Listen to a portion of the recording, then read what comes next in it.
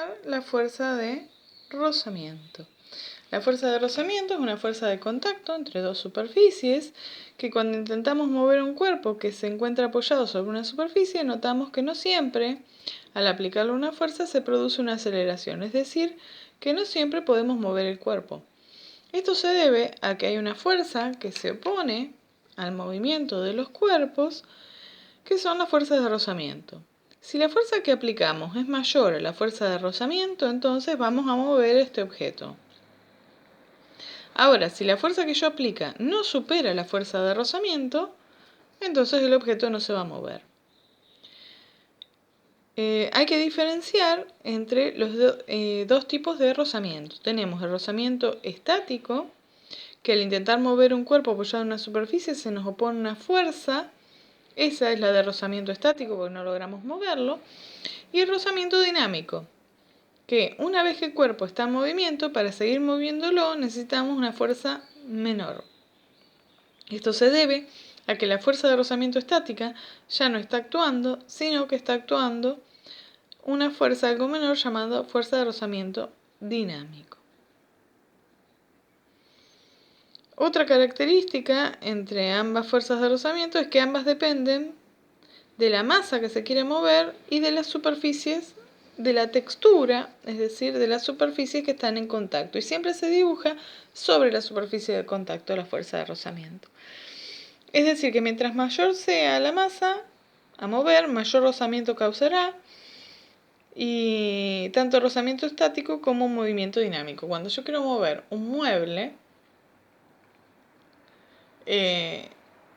hay veces que por más que yo le aplique fuerza, no se va a mover. Entonces, si cambio la superficie, ese mismo mueble, en lugar de estar en losa, que es una superficie muy rugosa, la coloco sobre un piso encerado, ese encerado provee una capa lisa que permite que se deslice el cuerpo. Entonces, con una pequeña fuerza voy a vencer el rozamiento estático y ese cuerpo se va a poder mover. Bueno, nuevamente el tipo de superficie de contacto es el factor fundamental que incide en la fuerza de rozamiento. Hay superficies que se oponen menor rozamiento al movimiento, como el hielo o metales pulidos, o pisos encerados, o pisos con jabón, y superficies que oponen una mayor resistencia, como la madera rugosa, el empedrado, la arena. Como ya dijimos, la fuerza de rozamiento tiene lugar cuando intentamos mover un cuerpo que está en reposo. Y siempre su ecuación es que la fuerza de rozamiento es el coeficiente de rozamiento por la normal. Ese coeficiente de rozamiento, como dijimos, podía ser estático o dinámico. Eso se les va a dar como dato, siempre aparecen tablas. Y ambos dependen de la superficie de contacto y son adimensionales, es un único valor numérico, es decir, que no tiene unidad. Pueden aparecer las fuerzas de rozamiento en un plano inclinado. ¿Por qué razón? Porque depende de la superficie de contacto o en un piso horizontal.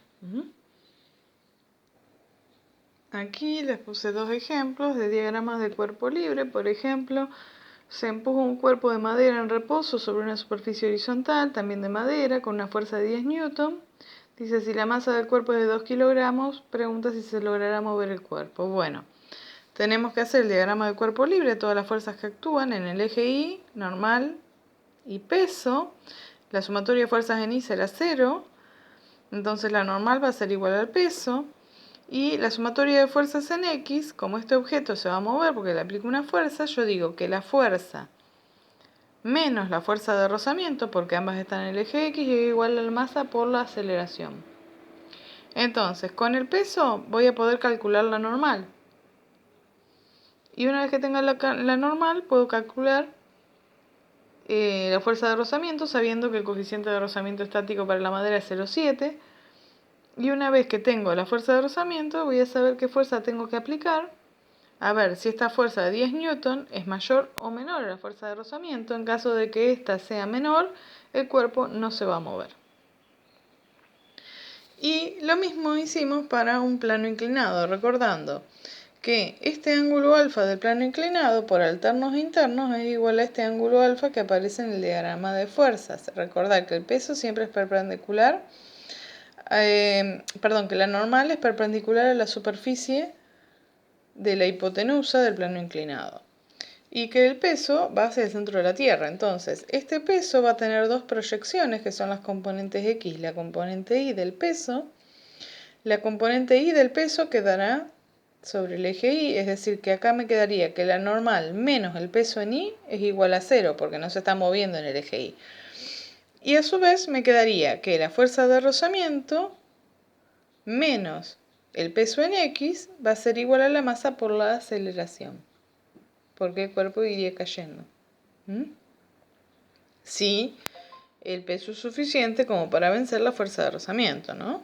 El peso en X. Y recordar que como es un plano inclinado, en este caso el peso en Y va a ser el módulo del peso por el coseno del ángulo alfa y la componente X será el módulo del peso por el seno del ángulo alfa, porque estamos trabajando en un plano inclinado.